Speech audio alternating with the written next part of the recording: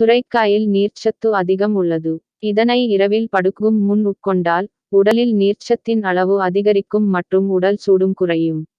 அதுமட்டுமின்றி இந்த காய்கறியை இரவில் உட்கொண்டால் நிம்மதியான தூக்கத்தை பெறலாம். வெள்ளரிக்காயில் நீர்ச்சத்து அதிகம் இருப்பது அனைவரும் அறிந்த விஷயம்தான். இதுவரை இருக்கும் உணவுப் பொருட்களிலேயே வெள்ளரிக்காயில் 96 விழுக்காடு நீர்ச்சத்து உள்ளது. ஆகவே இதனை கோடையில் அதிகம் உட்கொண்டு வந்தால் செரிமான மண்டலத்தில் உள்ள டாக்சின்கள் முழுமையாக வெளியேற்றப்படும். குறிப்பா இரவில் படுக்கும் முன் இதனை உட்கொண்டால் உடல் வெப்பம் தணியும். பரங்கிக்காயில் பொட்டாசியம், நார்ச்சத்து போன்றவை ஏராளமாக உள்ளது. இதனை கோடையில் உட்கொண்டு வந்தால் இரத்த சர்க்கரை அளவு சீராக இருக்கும். மேலும் உடல் வெப்பமும் குறையும். பீர்க்கங்காய் செரிமானம் சம்பந்தப்பட்ட பிரச்சனைகளை தடுக்கும்.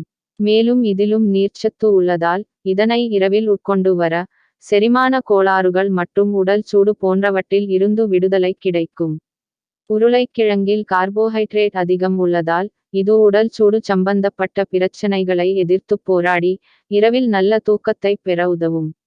தயிரில் ஊட்டச்சத்துக்கள் மற்றும் கால்சியம் ஏராளமான அளவில் உள்ளது. தயிரை இரவில் உட்கொள்வதன் மூலம் நிம்மதியான தூக்கத்தை பெற முடியும். மேலும் உடல் வெப்பத்தை குறைக்கும்.